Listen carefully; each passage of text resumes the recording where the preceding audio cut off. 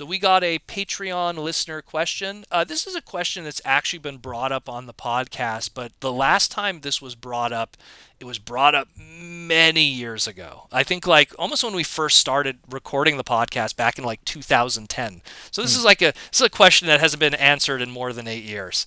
So I figured, since we have the new format now of how we do the podcast with YouTube and stuff, and other people can now chime in with their, answers to the same question, I figured we might as well just bring it up again. So it's from Ian McRobbie, one of our Patreon supporters. So Ian wants to know, how did you get into Transformers? Very simple question, but at the same time, it's always interesting to hear different people's walks of life of how they got into Transformers. Yeah. I guess I'll just go into mine because, I mean, people have heard it before so many times. Like, I've probably on different platforms and different things. But essentially, my first brush with Transformers was I had absolutely no idea what Transformers was at all, zero. I was 3.5 years old, going on 4, and my life pretty much consisted of Atari and Knight Rider. Those are like some of my earliest memories were just like Knight Rider, my Atari, and my next door neighbor, who was 2 years older than me, he was going to see a movie with his mother. And he was like, hey, why don't you come with? And I was like, okay, fine. I would go wherever he was going. It was just like, okay, whatever we're going to see, we're going to see, right? It's a kid's movie, right? So we had a movie theater that was like, I guess like a couple of blocks away called TheGreySkull. Yeah. And they only had 2 screens there. It was the cinema in our area at the time. Now we have like huge ones, but back then it was like, and I remember it was fall. I don't know if I saw the 86 movie on the first day. I just know that it was fall. If I had to take a guess, because the 86 movie came out August of the 8th of 1986, if I had to take a guess, it probably was sometime in September. Because I remember it was right in the thick of fall. I remember the leaves. I remember it was very orange, and just remember leaving my house, and we just took the bus over there. It was just because his mom didn't have a car. We took the one bus that takes you right to the Carey Square. I remember it was I think it was the 91 or the 90.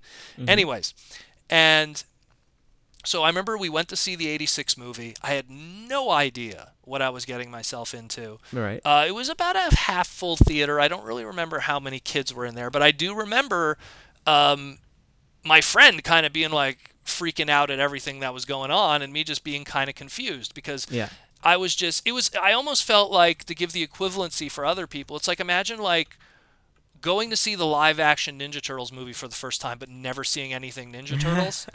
It's like everyone would be like, geeking out over it, going like, look at Splinter, look at this, look at that. And you'd just be like, I don't know what's going on, So the 86 movie was my first brush with Transformers, and by the time the movie was over, I was just really into that Hot Rod character, which rightfully so, because he was the focal point of that movie. He was the Luke Skywalker, which is, even though Optimus Prime, if you had any backstory going into it, like my friend did, he was a Transformer fan. Right. He knew Optimus Prime and he associated with that. But to me, like, I go into that movie and Optimus Prime is Obi-Wan Kenobi. Yeah. You know what I mean? Like, the guy that was meant to die, basically. He's the old guy. He's the old guy forward. that's going to die for the new guy, So, like, it's almost like, he saw, like, episodes 1, 2, and 3, he knows this character, and then he's going into 4, So, for me, it was just like, oh, here's this Hot Rod guy. He's carrying the movie. And here's another fact that a lot of people are like, oh, he likes Hot Rod because the kid's name was Daniel. I don't even remember the kid's name being Daniel. Like, that's something that, honestly, it clicked in my head, like, I think a year or 2 later, after, like, watching season 3 episodes. It was like, oh, wait, that kid's name was Daniel? Oh, like, I think it came up twice in the movie. You really hear it, like, distinctly, like Hot Rod says Daniel, and I think RC says it once, but I somehow I missed that completely. And I was just, I guess because you know what, because that first time you hear Daniel's name or twice, there's so much action going on, and it was flooding into my mind. And it was just, there was so much. I mean, I remember seeing Astro Train and going like, that was the coolest thing ever. Right. And I always say, to me, the moment I realized I wanted to be a Transformer fan and I fell in love with it was that famous scene where it's like, if you want to ride Dano, ride in style, and he like jumped like that first scene of that transformation, not Megatron turning into the gun and killing everyone before that. It was that car, like, and again, it might have to do with me then becoming a mechanic later and my love of cars, but it was just like, there was just something about that specific transformation where he jumps, he throws him in, and he turns into the car and the engines rev. I just loved that. That was just like the coolest thing I ever saw in my entire life. And then the second moment like that was Astro Train when he transformed. I was just going like, wow, like he's one thing and then another, and he's a robot. Like, Yeah, what's going on? Like, what's going on here? Does everyone just turn into anything whenever they want? Like, I didn't understand what was going on. Because again, it was just like I had no coaching into this. After I saw that movie, I went home and I asked my father, I was like, you know, I really liked this red and yellow robot that I saw, you know, named Hot Rod. And he was like, okay, son, don't worry, I'll find it, you know. And at the time, oh yeah, that's around the right time to get it. Well, it was the 80. Well, that's just it. It was the '86 movie. Supposedly the toys were already out on shelves, so we didn't really have like a good source to get the toys near my house. I mean, we had like, our mall had like this and that. You have to understand, it was 1986. The mall that we had was, to quote Dave Chappelle, you know, there's the malls that white people go to, and then there's was it Dave Chappelle who said that, or I think it was Eddie Murphy? Chappelle. Oh no. I think it was Eddie Murphy. Chris Rock. It was Chris Rock. It was Chris Rock. It's like you have the malls that white people go to, and then the malls white people used to go to. I lived in that area. Yeah.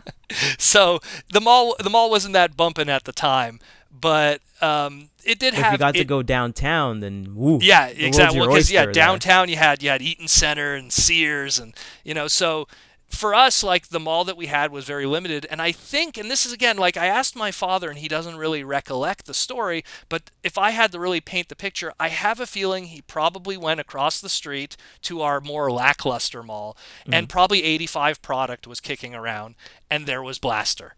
Because he picked up Blaster, and that ended up becoming my very first Transformer. This is mostly red? Yeah, well, red and yellow. Yeah, so he wasn't wrong, Nope. you know, but it didn't turn. And when I remember when he showed it to me, I actually wasn't disappointed, because to me, Blaster was this big Transformer toy, and he was in the movie. And he was in the, well, that's just it. He was in the movie, and I was just happy to have anything. Like, if he would have came back with Bumblebee or Brawn or Windcharger, if he would have came back with anything, I would have been happy, because I just wanted to have one. And the thing is my friend, who was a Transformer fan, didn't have any Transformer toys. Oh wow. Yeah, because his mom worked at a factory and they didn't have like a crazy amount of money, so he didn't have any. And Transformer toys weren't cheap back then. I look back now. I look at the, you know, like a lot of times I buy mint on box stuff and it still has the old stickers from Consumers or Toys R Us, and yeah, like, you know, $29.99 back in '84 that's like $50, you know. So he didn't have any either. So like, this was my first chance to really mess with one, and so I got Blaster. And I messed with him, and I fell in love with it. But due to timing, you know, by the time I got Blaster, it was probably, I'd have to say, it wasn't much long after I saw the movie. So he was probably, I wouldn't be surprised if he was probably on clearance or something. My dad probably got it from, we had a place called Pascal's across the street. Oh, yeah. That was always like more like blowout clearance kind of stuff. So I wouldn't be surprised if he probably got it there for like, you know, Blaster original retail, I think he was $19.99. I wouldn't be surprised if he got it for 10 or maybe even 5. So he picked it up for me. I fell in love with it. It became like that toy saw sandboxes, man. Like, and I still have that Blaster to this day, and I look at it and I'm like, yeah, he saw some action. Like, he was in sandboxes. His stickers are worn. One of his antennas is a little bent and damaged, you know, like he saw some action, but I played the hell out of him because he was just this big giant robot that turned into a boombox, and he was just the coolest thing ever. Then I fast forward, you know, the thing is I didn't get any other Transformer toys. They were very expensive. Ninja Turtles came around. That became the hip thing after 87, 88, 89. I fast forward to, I believe, I'd have to look at what year it was specifically, but I'm going to have to take a guess. It was probably 89, 90. It was my birthday of 89, 90. My big present that I was looking forward to was the Foot Clan drill module. That was going to be like my big present that I was looking forward to, because I was asking for it like all year. I'm like, oh my God, I want the Foot Clan drill, you know, from Ninja Turtles. And but one of my classmates, and I'll say his full name because I'm so grateful for him, Michael Azif, who was a classmate of mine's, he hooked me up with a bunch of MicroMasters. And I was happy as hell because you kind of forget about Transformers as a kid because you're so Ninja Turtles, but then you go, oh yeah, these still exist. And the MicroMasters came in 4-packs, and you got like 4 at once. And he got me the team of like Fix-It and I always call them by the Japanese names, but it's essentially it was. You have the sports car patrol, which was Overdrive and Detour and that crew, and then you had the Autobot rescue team, which was Fix-It, First Aid, not First Aid. Oh my God, I'm forgetting all their names. Well, Stakeout, because I call them by their Japanese names from Victory, like Pipo and Holy, but it's Stakeout. And all of them. So like those were those 2 MicroMaster sets he got me. And then he got me the MicroMaster Combiner set also. And it was just like, oh my God, like these things are so cool. And it's like those 2. So for the longest time I had my Blaster and I had these MicroMasters, and I used to pretend that Blaster was Autobot City, and I'd lie him down on his back, and I'd move the arms up in alt mode to make it look like towers for the Autobot City. And because when he would transform in robot mode, he was so much taller than my MicroMasters. And then with my MicroMasters, I'd pretend, oh, this one's Optimus Prime, this one's Hot Rod. Like I used to do like that. you do as a kid. You're like, you know what? I'm gonna use these extra toys you repurpose, to make it this thing. I used to do that. I used to do that with Power Rangers too, because I couldn't get the Power Ranger toys, so I used to repurpose other toys. This is my Power Rangers. So, and I remember just like messing with those like crazy, even though it was like knee deep in Ninja Turtle popularity, because it was just like, oh my God, I could actually have Transformer toys. Because like when Ninja Turtles had those Mutations line, I loved those as a kid because it was Transformers. That's what it was. And I always liked that intricate puzzle play of Transformers. And again, it so leads into what I ended up doing later with my life because of just that love of engineering. And that was essentially it, and that's how I pretty much got knee deep into Transformers. And then of course, Ninja Turtles still was very important. And then you fast forward to Generation 2, and then I was like, oh, G2, now I could go back and watch those G1 episodes I never really got a chance to catch. Exactly. I think a lot of people, I think G2 helped a lot of, I'm not going to say newer fans, but just people that didn't see it the first run. Mid to late 90s kids who didn't get to really enjoy G1 during its original run. Exactly. Like I saw season 3 and maybe 1 or 2 season 1 episodes that might have been, because I have this memory of seeing Prime Target specifically, which was a season 2 episode. So I think I saw it during its original run when it was still on YTV, but 99% of what I knew of Generation 1, season YTV 1 and 2 had Transformers? We did actually. We really? did. I know for a fact we did. That part I don't know. Yeah, that part is. And so then Generation 2 used to play on Channel 22, and that was how I got my fix of season 1 and 2 for the longest time. That's how I knew about those episodes and those characters. And when the G2 toys came out, I never picked up any of them, but I had friends that picked them up because again, they were expensive. They weren't cheap. And like at the time, like I was buying like Toy Biz X-Men Marvel, which were like considerably cheaper. Like Inferno that I wanted was like $22.99, or I could get Wolverine for like $4.99. I know when we get into my area, I think what I would do, because your parents can't buy you all the things, so what I would do purposely is like, okay, look, I'm willing to forego these toys if you get me this toy, and I'm gonna do well on this test. Like I would try to kind of barter. No, the problem was with me is I always fell hardcore into stuff like. No, I was always able to be like, you know what, I could let go of this one if I really want that one. Like I was always able to do that as a kid, like to be like, this is the one I really want, and I'm willing to like, you know what, I'm not gonna have it. I'm not gonna have these ones because I want. This is the big prize. This is the the big one. Me, it was always like Batman Return movie comes out. I really want that Batmobile. That's gonna be the big present for the whole year. Or when Power Rangers comes out, it's like, I want to get that Megazord. It never got it because it was impossible to get. But then it was like, I was playing Street Fighter vividly in arcades, and so get Street Fighter 2 for Nintendo, and that was a $99 game back then. Yeah, for Super Nintendo. Yeah, exactly. Like that was like the first $100 game for Super Nintendo, and like, so that I got instead. So a lot of times, like, my interests were all over the place, and Transformers wasn't like on the top tier at the time, because again, X-Men was huge, Power Rangers Yeah. was huge, video games were just amazing at that time, especially the fighting game scene and everything. And like, why would I like distract myself with this small brand? Yeah. But I feel my true return was I got the internet in 1995, and I had a class, like back in the day when you had the internet in 95, like you were like the only person that had the internet, like in your school. Like, and the thing is, in my school, it was me and one other kid. And Right. that one other kid, he came over and he was just messing with my internet while I was like watching TV, and he was just checking out the internet. And then he was just looking at old stuff, and he was like, "Hey, remember Transformers?" I'm like, "Yeah, I love Transformers." And so he was checking stuff out, and we found ATT, and we found Benson Yee's website. And we didn't think much of it.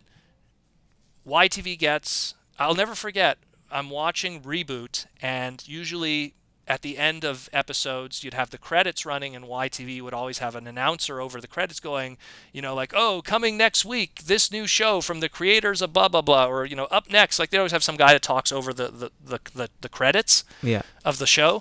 So when he said, from the creators of Reboot, Beasties," and I'm like, "Oh, this sounds like a kid show." Like, Yeah, Beasties yeah. sounds like animals and stuff, and like, like, what is this, like, Barney the dinosaur stuff. So I still was curious because I loved Reboot. It was such a great show.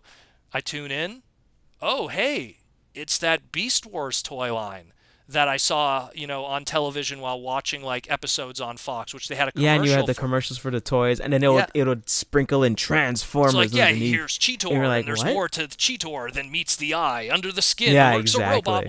within. So I was like, oh, so the Transformers Beast Wars line is called Beasties when it's a cartoon? And so I'm watching, I'm like, oh, there's the cheetah, but how come Optimus isn't a bat? Like, I was Yeah. confused by it. And again, those toys I did not yet see in retail. I only saw the commercials. And this was in my early days of starting to like go to Toys R Us, because we finally had our one Toys R Us before all the others started popping up.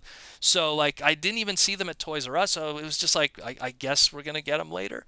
Yeah. So I saw the Beast Wars cartoon. I jumped in at episode 2, not even episode 1, because I missed the first episode, I guess, because from that apprehension of the name, Oh, okay. not really excited about Beasties. I see episode 2. I'm like, wow, this is great. Like, this is Reboot, but even better CG. Let's check this out.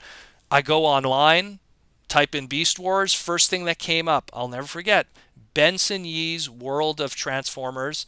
It was Benson Yee's Beast Wars FAQ, frequently asked questions. Benson Yee used to run his website off of a college server, because he was I think it was called AcWeb, which was like his university server. And he had his little forum and everything. And I remember logging onto it and being part of the fandom. And then I never looked back. It all exploded from there. And it absolutely exploded from that point for me. And then next thing you know, I'm part of message boards. Then I'm Yeah. part of chat groups. Then I'm part of forums. And then next thing you know, I'm going on MIRC. Then I'm making my own website where it's dedicated to Hot Rod. Then I'm showing pictures of like, I was one of the first people to get a webcam. So if you had a webcam, that was one of the first ways to digitally transfer photos outside Yeah. of scanning them. So with my webcam, showing pictures of my collection, showing short little videos, this is before YouTube, of my collection, doing webcamming, because they used to have a webcam website called MyCams or something, where they would actually like host your webcam. And this is like 2000, 2001. So I'm showing people my collection, like just the early inceptions of the fandom. And again, I was in the online fandom at 95 moving forward. Yeah. I had a different name back then, but Proto Man pretty much became the consistent name onward after, I'd have to say, about 99 into 2000. TFW 2005, which was originally transfandom.org, part of those boards, being part of even Ouija, their chat groups back in the day. And again, hashtag Beast Wars or pound Beast Wars, which was part of MIRC. That was one of the first deep. groups I was part of. It goes on deep. Yeah, on Espernet, like all of that stuff like that was. And then I never looked back from there. started going to BotCons, meeting a whole bunch of people online, making friends that I still have to this very day online, that I still talk to seasonally when I see them at shows. Mm-hmm. It's just, it was a domino effect. And I mean, anyone who follows what I do, the rest is history from a TFCon and creative standpoint. I mean, I don't want to go too much more into that. It's more about how I got into it. But what about you, my man? Oh, I was doing some notes because you're going through yours, and I was like, and then you're like, oh yeah, I should mention that. I should mention that stuff. Yeah. So I remember, like, I didn't know what Transformers was when I was maybe about, I'm gonna go like at 3 years old about, and I remember though, I would go to, like, my mom would have a friend, and their friend would have kids and this and that, and it'd be older kids, and they would have toys, and I'll mess around with the toys. So I do remember. I don't think these weren't Transformers. It was just introduction to transforming robots. All the other either GoBot or convertibles or not whatever. But not even GoBots. But like, I but remember there was one where it was like a triple changing gun robot spaceship that was white and blue. Well, there you go. That's probably from convertibles. That's the thing. Me and you, both of us, and a lot of kids, there's a lot of transforming robots that we encountered that weren't Transformers. Just, we'll use the term off-brand stuff. Yeah. So that I encountered. I think there was another one where it looked like it had a sled on it. Remember, sled. It was like a red. It was a red and blue one, and it turned into a gun spaceship robot. But then, like, the bottom parts of its legs, it looked like it had like tracks, but then it would flip out, and it looked like a kind of like I'd have sled to see thing. a photo. You're not ringing a bell. Maybe someone in the comments could mention. And it said Sky Chaser, Sky Changer, Sky something on the side. It had words written on it. But anywho, okay, continue. Also, there was the Esso robots. Oh yeah, those were like everywhere. The McDonald's McChangers, McChangeables, McChangeables, and then, like, I remember when I was getting into elementary school, and I had my one of my best friends, I guess I'll give his internet name, Densetsu13. He had a 101 NES cart, and in them they would have shoot 'em ups, but the planes would change into various Formation Z. Yeah, so it's Formation Z, Macross, other like stuff like that. So you're seeing that kind of stuff coming up. But as for actual Transformers, the stuff I actually had that my mom actually got me, for sure the first one I pretty sure I had was Micromasters, the Race Car Patrol, the Autobot Race Car Patrol. So, like, I remember having that in the pack and getting that at Sears, I remember for sure. And I think her mind was like, he gets 4 toys, they're tiny, they change back and forth. Like, it's 4 toys in one. It's 4 toys in one times 4. Times 4, exactly, yeah. So you're getting a lot. Like, that's a great deal. Boom. And then I also got, later on, was Autobot Overlord from Micromaster series. And Overload. Overload. Yeah, and Overlord also came out in Canada, and if you got that, woohoo, yeah. Yeah. And I also got the Micromaster Station, the Auto Ironworks. Ironworks, yeah. Yeah, and I remember we had Consumers Distributing, and they have running a deal where if you bought Ironworks, you would also get the Return of Optimus Prime on VHS. So that's how you got it. That was the deal. I remember seeing that in the ad, and I was like, Mom, I want this one. Make sure I get the VHS with it. Make sure I get, and she's like, yeah. And I got it, and I wore out that tape. So that's why all the time I reference that episode, that 2-parter episode, because it's just, that's I a saw part of that your childhood. so much. Yeah, it's heavy on the childhood. And then I can't remember if it was after, I'm pretty sure it was a little bit after that. They were probably blowing it out. Power Master Optimus Prime. I can't remember. If it was chances are, in your case, like the way that I see it is, when you got Power Master Optimus Prime, I want to say that it was probably 2 years out that it was already out, and it's the same thing like me with Blaster. Right. Like Power Master Prime, and again, it's not a knock against you, but that was an expensive toy. So, but the thing is, it's also one of those toys that when they went on clearance, they were like. Because I remember I had mine. I had got mine for Christmas or something, or maybe a birthday, which is close to Christmas. And I remember I went downtown with my mom. We went to the Eaton store, and we're going down some stairs, and then I think we're on the toy level. and then off to the side there was like a ton of them. I wouldn't be surprised. There was a ton of them, and I think they were on clearance. And I was like, "Huh, that's weird. I have that toy." You know, like the fact that they're all of it was there. And then also when I was starting elementary school, and then I moved on to another elementary school. So when I was in St. Kevin's Elementary, I would be a part of their daycare, and within their daycare, they had a Skylinks there. Oh man. But it wasn't the Lynx and the Sky. It was just the bird part. Sky. Okay. It was just Sky, and I was like, "Oh, I remember this from my VHS," and I would play with it all the time. But it's the best. It's the best half. and there's always bits and pieces missing because you're getting secondhand toys and stuff like that. And then when I moved on to another elementary school called Carlisle, within that room they had a hot rod there, but it was missing its head. Oh man. But I was like, this guy looks super like the character from the animated movie. And at that time when I was in Carlisle, I had a friend in St. Kevin, so before me going to Carlisle, who was like, "Oh, well, this is a video store and you can rent any of these movies here." And the other two movies that were there on VHS was the Transformers movie on VHS, and so that's where I learned about Hot Rod and all those extra characters. And then they also had was it the Five Faces of Darkness? Yeah, was it the Five Faces of Darkness that had Metroplex and what's his name? Oh no, what's the Decepticon? The Decepticon base. We're talking about Trypticon, yeah. Was that the one that had them in there?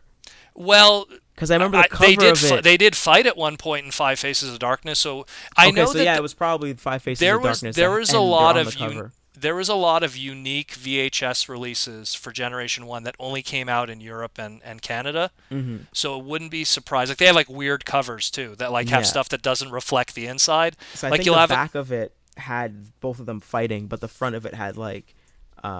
Sometimes they'll have weird stuff. Sometimes they'll have like a headmaster on the cover and it has nothing to do with the inside. So I've posted a few on my Twitter in the past where it's like this one has like Action Master so and he's definitely not in here, you know.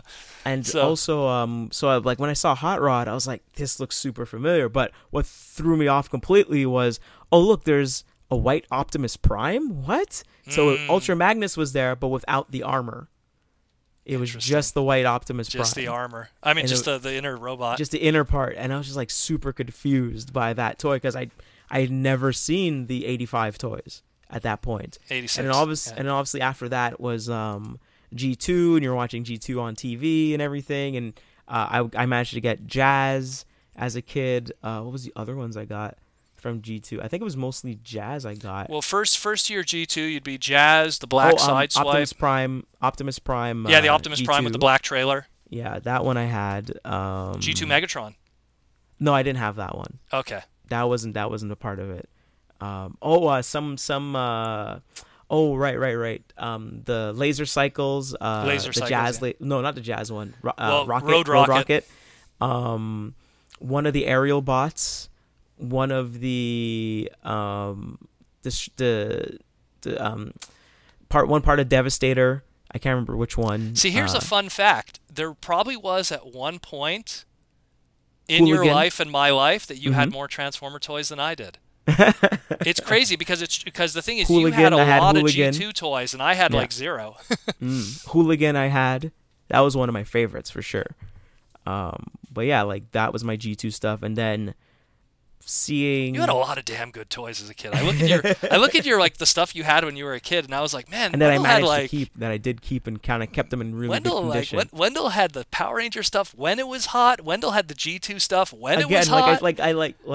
I think an episode before you were talking about you and your sister were trying to gun for the play set, the Power Rangers play set.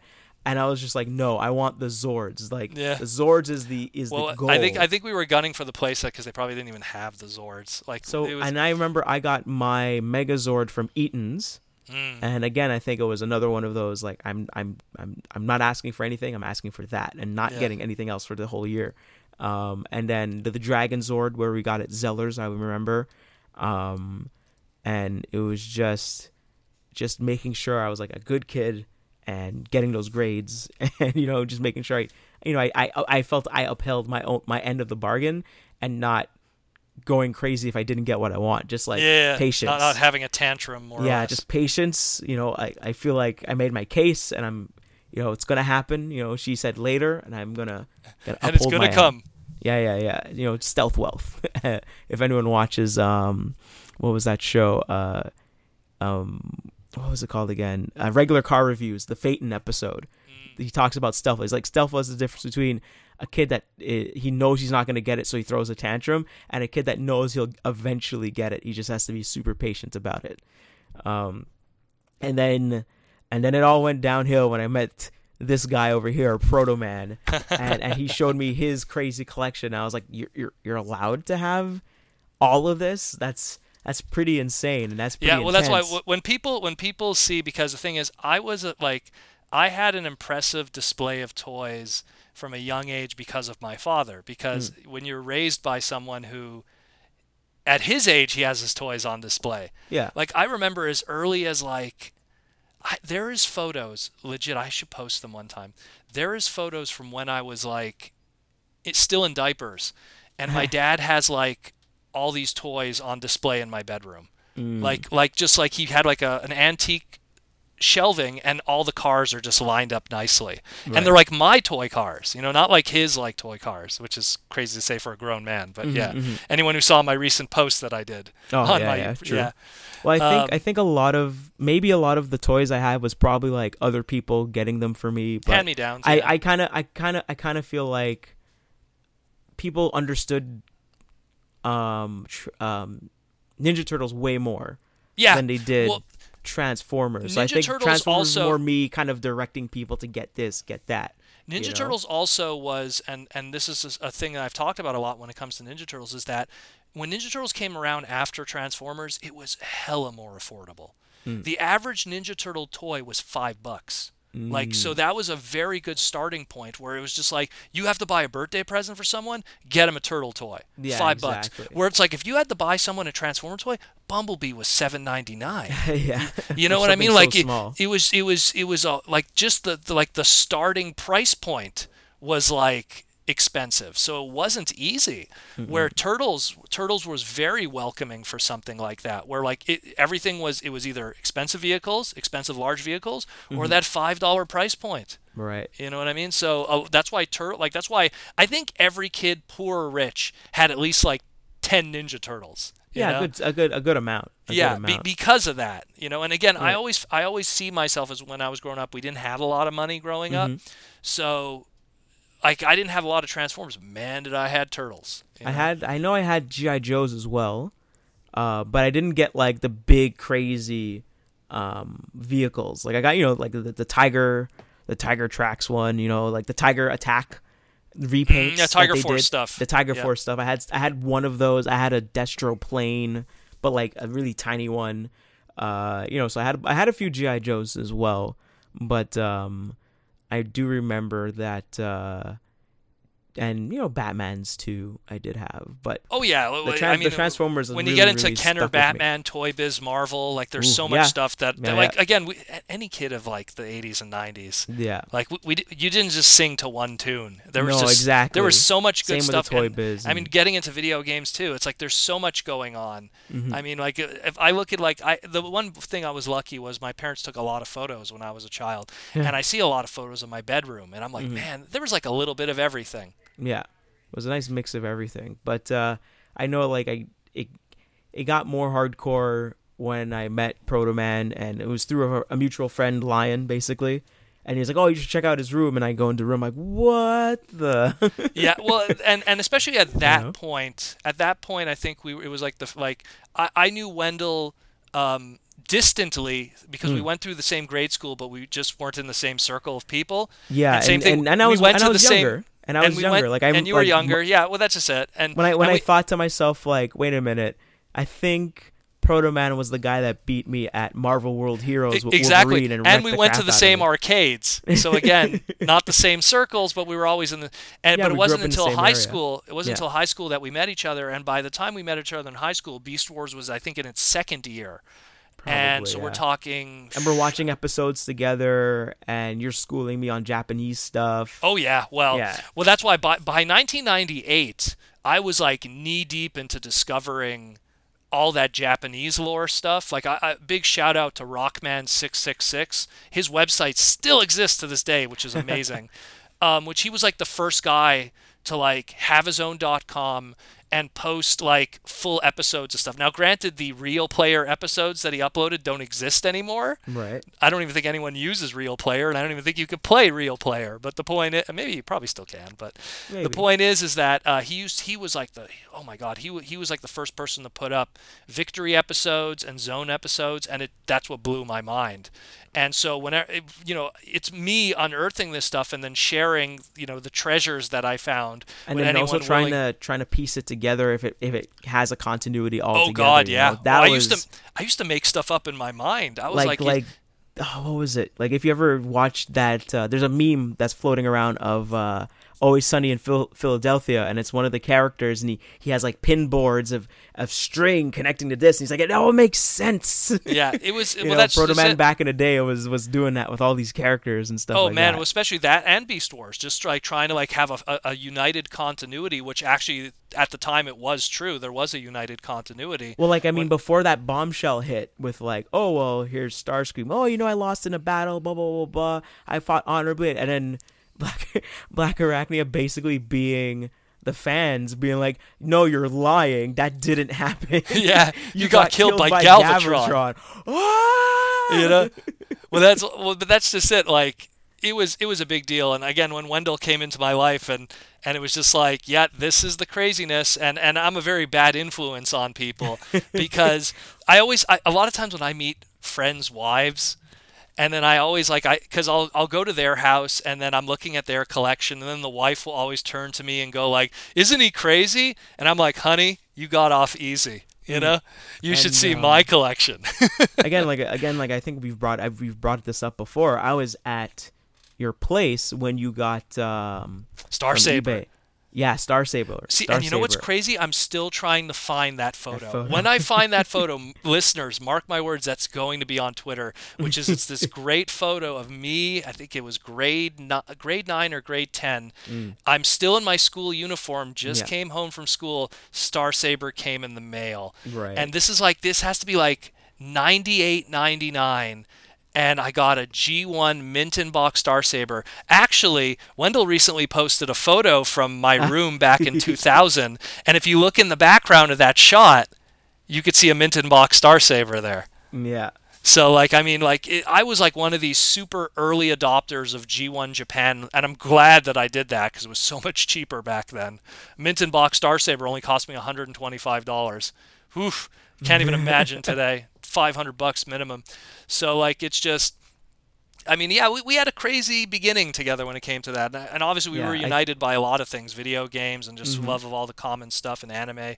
I was gonna say, just to cap off mine, I think one of the more awesome things that you introduced me to was to the Radio Free Cybertron. I remember that was definitely something I really look back fondly on. Just Brian Kilby kind of, Radio Free Cybertron was, and I always say it was the very first podcast, period. Not just Transformer podcast, but Brian Kilby was one of these guys that was like, well, why don't I just record an audio file of me talking and post it on the internet as if it's my own radio show that you could listen at your leisure. And he did these in, I think it was Real Player format, or it was like Real Player had another format that was like, I think it was there. You have like RA, and then you got like RL or something. I remember those RM was movie. RM. That's it. That's right. It was RM. Movie one. Yeah. So it was like RM format, and so that way he could have a longer file that takes less space. And so because his things, and I remember he was like, that was another door opening. That was 90s again, because I didn't have the internet at the time. Yeah. So when a new episode came out, I would come to your place after school and we'd listen to it together. Well, that's why, and again, that was another doorway into the fandom, because Brian Kilby's radio show was done. He did it alone, but then he would have a segment with Tony Fitz, who did the ATT Buzz, which was the ATT was like our form of message boards back then. So he'd be talking about the popular topics back then and the breaking news, which sometimes, by today's standards, that'd be like 2-3 weeks old news, but for us, it was like that was the news that was fresh, that was fresh news. So what about about Cypher? What's his name? M. Cypher, who was an artist. Greg. The first man to come in and be like, I hate it. Yeah. There was also what was another one? You had Hooks, who was the black guy that was part of it. He would sometimes do segments, and then you had Hooper X. That was another one. Like there was a few that were on Radio Free that kind of like were like one shot, because they weren't. It wasn't like us today where it's 2-3 people talking at once. Yeah. Back then it was you recorded a separate file, you record a separate file, we mash it all together and make one file, and then but no one's ever talking together. But just a really, really, really big shout out to Brian Kilby and that team that he had of fans that just kind of came together and unified what a little pool of the fandom that was then, Yeah. And then definitely getting to experience BotCon, BotCon wasn't elusive for me, but it was just something I never thought you never I would imagined actually you were going to be there. Yeah, and then it was like, why not? Yeah, and then to finally experience it the last 2 years that it was around, and just the love of the staff, and just it was a very awesome vibe, at least for me. For like, I know some people say you went to other probably things, two of the best years. That's the thing too. Like, you were very lucky, because those were some of the best years, and I've been going since 2001, and those last 2 years were really good. Like, they were really pulling out all the stops. Seeing how I feel like the artists, the staff, seeing how even the voice actors interacted with people and like, oh hey you, I remember you from last time, and like that blew my mind. Like, even though I was going to TFCon and there were some regulars and they always recognized people and stuff like that, but just to see like them again in that kind of setting. Well, even in your case, because you come in as someone who's kind of like an outsider in terms, but you had like the Proto Man blessing from me, and before you know it, now you're like TFCon staff. You're liaison guest. You're like you're doing everything. Like it was like Rookie of the Year, I like to say. Like you came in, and before you knew it, you were already hitting home runs with everybody. So I remember the first, I think it was the first TFCon Chicago we did. And the crew from Radio Free Cybertron passed by, and they were like, "Oh, hey, Wendell," and I was like, and then as they're walking by, and I'm like, "Senpai noticed me." Well, there you go. Just a lot of respect I have for that crew. Well, by then also you were already doing the early recorded episodes of Slag when they were still on Cybertron.ca. So. Yeah, and again, like the love that the TFCon staff, not to forget about them, that they had, and they were, oh, we want you on the podcast, and I was like, oh, okay, yeah, just getting into that, and because of the podcast, I was able to do my own thing and get a little bit more confidence and be able to speak up a little bit more and stuff like that. Well, being able to talk on a mic and just the charisma that grows from it. Yeah, of course. Exactly. Well, that's one thing that I always tell people. It's like, I find that if you're ever a shy individual, you're never going to grow if you don't just get out there and make the mistakes. You know what I mean? Exactly.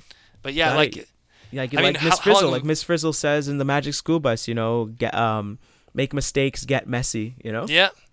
But anyways, that's more or less our journey. Microscopic history of how we got into it. Definitely anyone, if they want, post how they got into it. And I want to know what their first Transformer toy was, because it's always but more specifically, what was your first Transformer? What was the year that you got it? Because that's also important too, because it's like, I got Blaster in 86, late 86, even though he was an 85 toy. So it's that's always interesting too, because sometimes it adds to that extra story and that extra layer. But yeah, thanks Ian McRobbie for such a awesome question.